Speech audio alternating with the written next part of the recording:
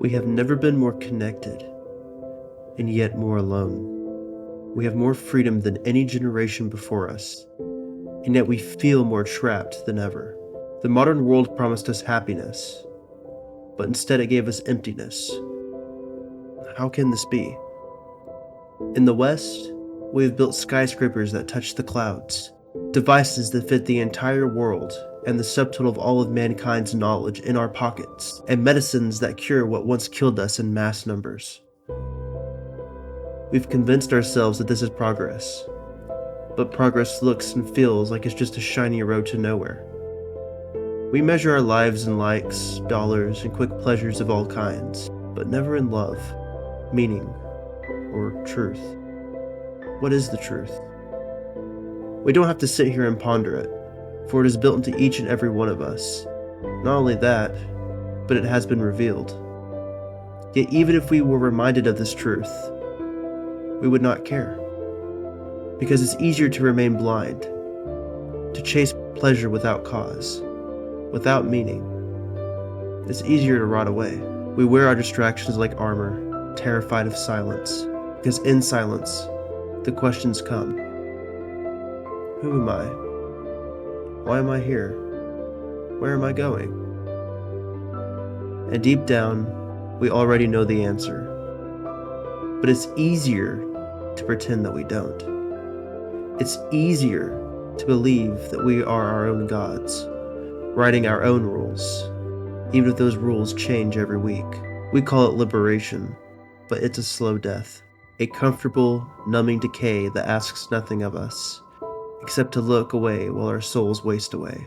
We trade eternity for entertainment, purpose for pleasure, God for ourselves, and we wonder why we feel so empty. We told ourselves that God was a myth, a story to soothe the afraid and control the masses. We tore down altars and closed churches, convinced that we could build a better world without Him. In His place, we erected new idols, celebrity, politics, technology, and self. We bowed before glowing screens that dictate our thoughts, desires, and fears. And in His churches, we removed His presence more and more through the years. Noise replaced wisdom, opinion drowned out truth, and feelings became the compass for morality. But no matter how loud the chaos grows, there is a hollow silence inside us, a spiritual vacuum that no amount of noise can fill.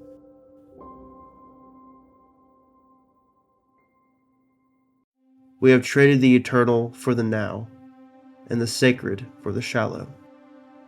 And in that vacuum, anxiety festers, loneliness deepens, and meaning slips further from our grasp. Because the soul knows.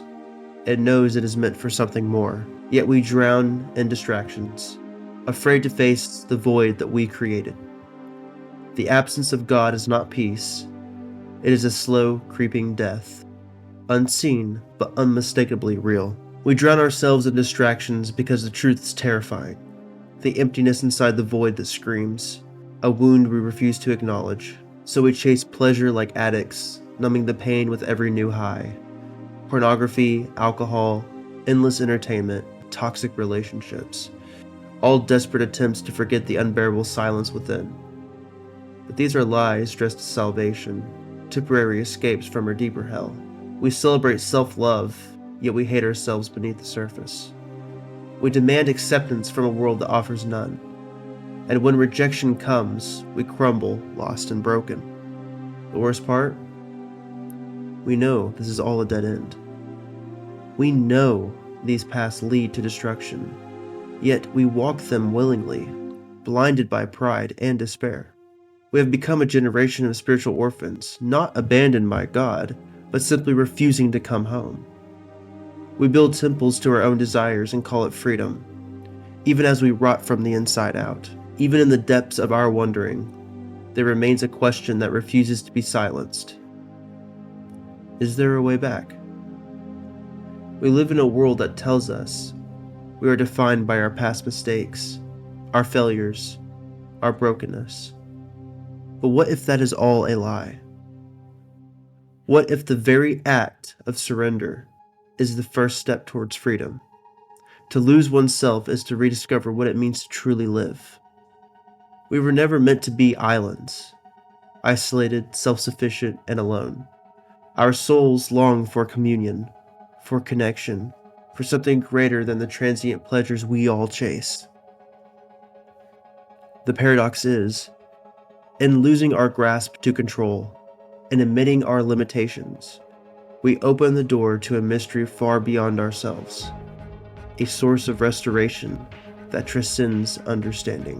Whether you call it God, the divine, or simply the deepest truth, this invitation to come home is real.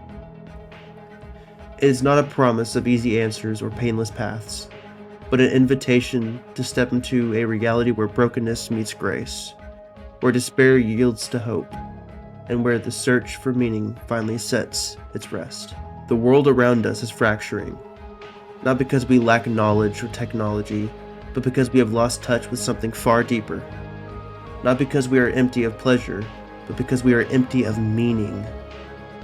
Not because we are free, but because we have forgotten what true freedom is. We stand at crossroads, faced with a choice that is both ancient and urgent. To continue chasing shadows that fade, or to turn toward a light that never dims. That light is not a myth or a fairy tale. It is the foundation beneath all existence, the truth woven into the fabric of reality itself. To ignore it is to wander even further into the dark. To embrace it is to find a home our restless hearts have always sought. So ask yourself, what will you choose? Will you continue to build your life on shifting sands? Or will you step onto the rock that offers unshakable hope? The invitation stands. The door is open. All that remains is the courage to walk through.